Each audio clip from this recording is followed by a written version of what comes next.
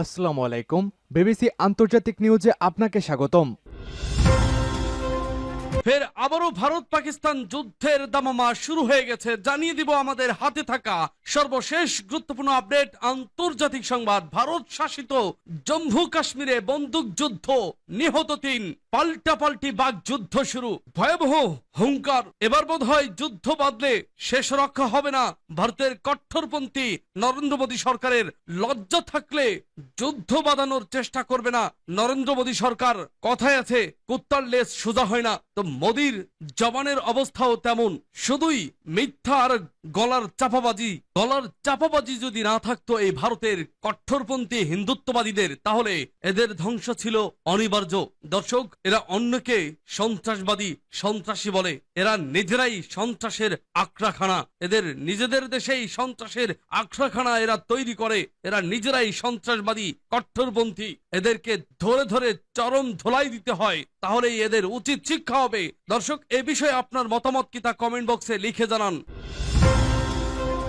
এরপর জানিয়ে দিব পাকিস্তানে হামলা, কাশ্মীর নিয়ে নতুন করে কঠিন চাপে ভারতের কট্টরপন্থী হিন্দুত্ববাদী নরেন্দ্র মোদী সরকার। মহাবিপদে ভারত। আরো জানিয়ে দিব মোদীর ভাষণের কড়া প্রতিক্রিয়া জানালো পাকিস্তান। এদিকে কাশ্মীর নিয়ে ট্রাম্পের মধ্যস্থতার প্রস্তাব কি ভারতকে বিব্রত করলো? বিবিসি বাংলার প্রতিবেদন। সর্বশেষ জানিয়ে দেব রাশিয়ার কাছে S-400 প্রতিরক্ষা ব্যবস্থা চাইল ভারত। শুনছিলেন সংবাদ শিরোনাম, এখন বিস্তারিত। তবে তার আগে অনুরোধ থাকবে ভিডিওটিতে একটি লাইক এবং কমেন্টস করে জানিয়ে দিন আজকের এই ভিডিও সম্পর্কে আপনার মূল্যবান মতামত। আর অবশ্যই এই ভিডিওটি আপনার ফেসবুক, সোশ্যাল মিডিয়ায় শেয়ার দিয়ে ছড়িয়ে দিন। আর জানিয়ে দিন আপনি কোন জেলা থেকে বা কোথা থেকে আমাদের সংবাদটি শুনছেন এবং দেখছেন। ভারত শাসিত জম্মু কাশ্মীরে বন্দুক যুদ্ধ, নিহত ৩। ফের আবার যুদ্ধ শুরু হয়েছে। যুদ্ধের দামামা বাজছে। ভারত শাসিত জম্মু কাশ্মীরের শোপিয়ানে ভারতীয় নিরাপত্তা বাহিনীর সঙ্গে বন্দুক যুদ্ধে ৩ জন নিহত হয়েছেন। ভারতীয় নিরাপত্তা বাহিনীর দাবি নিহতরা সন্ত্রাসী। ওই এলাকায় আরো একজন সশস্ত্র সন্ত্রাসী লুকিয়ে থাকতে পারে বলে আশঙ্কা করছেন তারা। সোমবার রাত থেকে শুরু হওয়া এই অভিযান মঙ্গলবারও চলছে। ভারতীয় সেনাবাহিনী জানায় কুল গ্রামে শুরু হওয়া এই অভিযান পরে শোপিয়ানের সকাল কেলার এলাকার জঙ্গলে গড়ায়। সেনাও আধা সামরিক বাহিনীর যৌথ দল সার্চ অ্যান্ড রেস্ট্রেও মেশনে নামে অভিযানে ব্যাপক গুলি বিনিময় হয়, যাতে ৩ জন হাই প্রোফাইল সন্ত্রাসী নিহত হয়। সেনাবাহিনী এই অভিযানকে অপারেশন কেলার নাম দিয়েছে।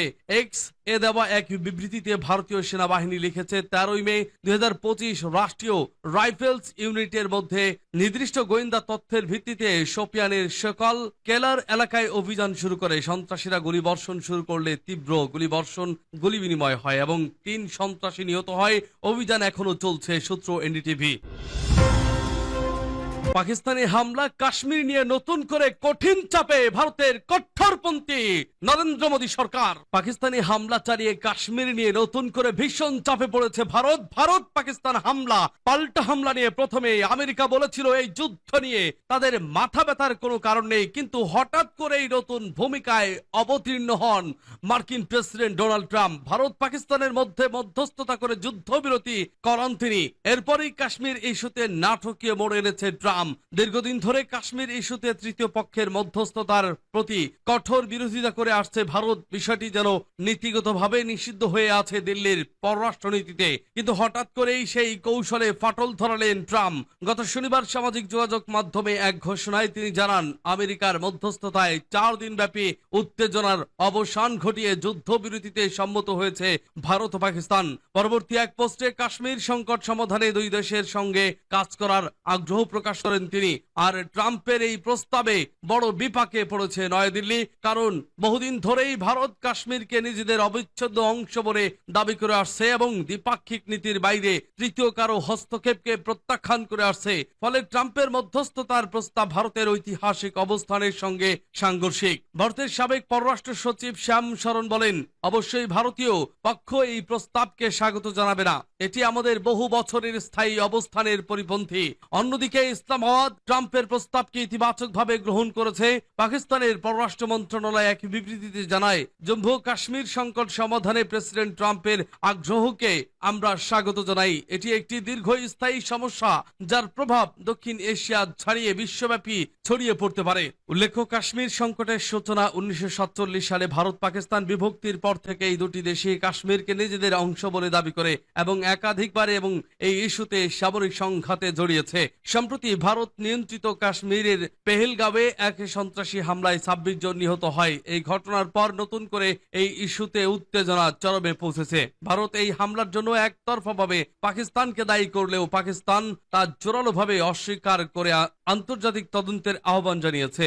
উভয় দেশই সীমান্তে যুদ্ধ বিমান, ক্ষেপণাস্ত্র ও ড্রোন ব্যবহারের মাধ্যমে সামরিক শক্তি প্রদর্শন করেছে। এমন এক উত্তপ্ত পরিস্থিতিতে ট্রাম্পের হস্তক্ষেপে চরম অস্বস্তির কারণ হয়ে পড়েছে ভারত। মার্কিন প্রশাসনের আগের বিভিন্ন উদ্বেগে সীমিত সফলতা থাকলেও কাশ্মীর ইস্যুতে প্রেসিডেন্ট ট্রাম্পের এই পদক্ষেপ ইতিবাচকভাবে নিতে পারছে না নয়াদিল্লি। সূত্র বিবিসি ওপি। মোদির ভাষণের কড়া প্রতিক্রিয়া জানালো পাকিস্তান। ভারতের অপারেশন সিঁদুর নিয়ে সোমবার জাতির উদ্দেশ্যে ভাষণ দেন দেশটির প্রধানমন্ত্রী নরেন্দ্র মোদী। ভাষণে সন্ত্রাসবাদ এবং তাতে মদদ দেওয়ার অভিযোগে পাকিস্তানকে অভিযুক্ত করেন মোদী। মোদির ভাষণের প্রতিক্রিয়া জানিয়েছে পাকিস্তানের পররাষ্ট্র মন্ত্রণালয়। মোদির বক্তব্যকে উস্কানিমূলক বলে দাবি করেছে ইসলামাবাদ। মোদির বক্তব্য প্রত্যাখ্যান করেছে তারা। সোমবার জাতির উদ্দেশ্যে ভাষণে মোদী ভারতীয় সেনাবাহিনীর ভূয়সী প্রশংসা করেন। একই সঙ্গে অপারেশন সিঁদুর এর সাফল্য দাবি করেন। তিনি বলেছিলেন, পৃথিবীতে বড় বড় সন্ত্রাসবাদী হামলা একই সুতোয় বাঁধা, তাই ভারতের হামলায় সন্ত্রাসবাদের হেডকোয়ার্টার ভেঙে দেওয়া হয়েছে। পাকিস্তান হতাশ, পাকিস্তানের মাটিতে থাকা সন্ত্রাসবাদীদের ঘাঁটি গুড়িয়ে দেওয়া হয়েছে। তিনি আরো বলেন, অপারেশন সিঁদুর এখনো শেষ হয়নি। ইসলামাবাদের অনুরোধে সাময়িকভাবে স্থগিত করা হয়েছে। তার হুঁশিয়ারি ছিল, আলোচনা এবং সন্ত্রাস একসঙ্গে চলতে পারে না। শুধু তাই নয়, পানি এবং রক্ত একসঙ্গে বইতে পারে না বলেও মন্তব্য করেন মোদী। মোদীর এই ভাষণের প্রেক্ষিতে এবার কড়া প্রতিক্রিয়া জানালো পাকিস্তানের পররাষ্ট্র মন্ত্রণালয়। দীর্ঘ এক বিবৃতিতে তারা জানায়, পাকিস্তান ভারতের প্রধানমন্ত্রীর মন্তব্য প্রত্যাখ্যান করছে। মোদীর মন্তব্য ভুল তথ্য, রাজনৈতিক অভিসন্ধি এবং আন্তর্জাতিক আইনের প্রতি স্পষ্ট অবজ্ঞা ছিল। পাকিস্তানের মন্ত্রণালয়টির দাবি, সাম্প্রতিক যুদ্ধবিরতিতে সমঝোতার প্রতি পাকিস্তান প্রতিশ্রুতিবদ্ধ। উত্তেজনা কমানো এবং আঞ্চলিক স্থিতিশীলতার জন্য প্রয়োজনীয় পদক্ষেপ করেছে তারা। পাকিস্তানের পররাষ্ট্র মন্ত্রণালয় বলেছে, আমরা আশা করি ভারত আঞ্চলিক স্থিতিশীলতা এবং নাগরিকদের মঙ্গলকে অগ্রাধিকার দেবে। ভারত যদি ভবিষ্যতে আগ্রাসন দেখায় তবে তার জবাব দেবে বলেও জানায় পাকিস্তান। তাদের হুঁশিয়ারি, শান্তির প্রতি পাকিস্তানের প্রতিশ্রুতিকে দুর্বলতা হিসেবে বিবেচনা করা হবে ভুল। পাকিস্তান চাই শান্তিপূর্ণ সমাধানের পথ, এমনকি কাশ্মীর নিয়েও শান্তিপূর্ণ সমাধানের পক্ষেই তারা। এমনই জানালো পাকিস্তানের বিদেশ মন্ত্রক। কাশ্মীর নিয়ে ট্রাম্পের মধ্যস্থতার প্রস্তাব কি ভারতকে বিব্রত করলো? বিবিসি বাংলার প্রতিবেদন। কাশ্মীর নিয়ে পাকিস্তানের সঙ্গে দীর্ঘ বিতর্কে তৃতীয় পক্ষের মধ্যস্থতা অনেক দশক ধরেই ভারতের পররাষ্ট্র মন্ত্রণালয়ে একটা নিষিদ্ধ বিষয়, তা ট্যাবু হয়ে থেকেছে। পর্যবেক্ষকরা মনে করছেন ভারতের একটা অতি স্পর্শকাতর জায়গায় হাত দিয়ে ফেলেছেন মার্কিন প্রেসিডেন্ট ডোনাল্ড ট্রাম্প। তবে তিনি তো অভিনব পথে কূটনীতির জন্য পরিচিত। গত শনিবার তিনি সামাজিক মাধ্যমে ঘোষণা দেন যে 4 দিন ধরে সীমান্ত সংঘর্ষ চালানোর পরে ভারত আর পাকিস্তান মার্কিন মধ্যস্থতায় সম্পূর্ণ যুদ্ধবিরতিতে রাজি হয়েছে। পরে আরেকটি পোস্টে তিনি লেখেন, কাশ্মীর নিয়ে হাজার পরে হলেও কোনো সমাধানে পৌঁছানো যায় কিনা তা দেখতে আমি আপনাদের দুই পক্ষের সঙ্গে একযোগে কাজ করব। পুরোপুরি যুদ্ধের আগেই ট্রাম্পের প্রস্তাব। কাশ্মীর নিয়ে বিতর্কটা সেই 1947-এ শুরু, যখন ব্রিটিশ শাসন থেকে ভারত স্বাধীনতা পায় আর দেশভাগ হয়ে পাকিস্তান তৈরি হয়। দুই প্রতিবেশী দেশই পুরো কাশ্মীরের দখল চায়। যদিও তারা শাসন করে কাশ্মীরের দুই অংশে কয়েক দশক ধরে একাধিকবার দ্বিপাক্ষিক বৈঠক করেও বিতর্কের সমাধান করা যায়নি। ভারত দাবি করে কাশ্মীর সে দেশের অবিচ্ছেদ্য অংশ। এ নিয়ে তারা কোনো তৃতীয় পক্ষের মাধ্যমে দর কষাকষিতে যেতে অস্বীকার করে এসেছে। ভারত শাসিত কাশ্মীরের পেহেলগামে পর্যটকদের ওপর সন্ত্রাসী হামলায় যখন 26 জন নিহত হয়, তারপরে ভারতের কথায় পাকিস্তানের অভ্যন্তরে সন্ত্রাসী পরিকাঠামোর ওপরে আকাশপথে হামলা চালানোর পরেই দুই দেশের মধ্যে সর্বশেষ সংঘাতটা বাধে। পেহেলগামের ঘটনার জন্য ভারত পাকিস্তানের সংশ্লিষ্টতার অভিযোগ করে, যা পাকিস্তান অস্বীকার করে। দুই পারমাণবিক শক্তিধর প্রতিবেশীর মধ্যে যখন সংঘর্ষ চলছিল, তখন থেকে পুরোপুরি যুদ্ধ বেঁধে যাওয়ার হুমকিও ঘনিয়ে উঠেছিল। সেই রকম আবহাওয়াতেই ট্রাম্প মধ্যস্থতা করতে এগিয়ে এসেছিলেন। দুই পক্ষই যুদ্ধ বিমান, ক্ষেপণাস্ত্র আর ড্রোন ব্যবহার করেছিল এবং একে অপরের সীমান্ত ঘেঁষা সামরিক স্থাপনাগুলি আক্রমণ করছিল। মার্কিন মধ্যস্থতাকারীদের হস্তক্ষেপ এবং পর্দার আড়ালে কূটনৈতিক আলোচনা দিয়ে যখন বড় সংঘাত এড়ানো গেল, তখনই ট্রাম্পের মধ্যস্থতার প্রস্তাব দিল্লিকে একটা বিব্রতকর পরিস্থিতিতে ফেলে দিয়েছে। ভারতের প্রাক্তন পররাষ্ট্র সচিব শ্যাম শরণ বলেছিলেন, স্বাভাবিকভাবেই এই প্রস্তাবটিকে ভারত স্বাগত জানাবে না। বহু বছর ধরে আমাদের ঘোষিত অবস্থানের বিপরীত এই প্রস্তাবটি। অন্যদিকে ইসলামাবাদ কিন্তু ট্রাম্পের মন্তব্যকে স্বাগত জানিয়েছে। পাকিস্তানের পররাষ্ট্র মন্ত্রণালয়ের এক বিবৃতিতে বলা হয়েছে, দক্ষিণ এশিয়া এবং বৃহত্তর অঞ্চলে শান্তি ও নিরাপত্তার উপরে দীর্ঘ সময় ধরে যে বিষয়টি গুরুতর প্রভাব ফেলেছে, সেই জম্মু কাশ্মীরের বিতর্ক সমাধানে সহায়তা করার যে ইচ্ছা প্রেসিডেন্ট ট্রাম্প প্রকাশ করেছেন, তাকে আমরা স্বাগত জানাই। জম্মু কাশ্মীরের বিশেষ মর্যাদা 2019 সাল থেকে প্রত্যাহার করে নেওয়ার পর কাশ্মীর নিয়ে দিল্লির অবস্থান আরো কঠোর হয়েছে। প্রেসিডেন্ট ট্রাম্পের সাম্প্রতিক মন্তব্য অনেক ভারতীয়ই বিরক্ত।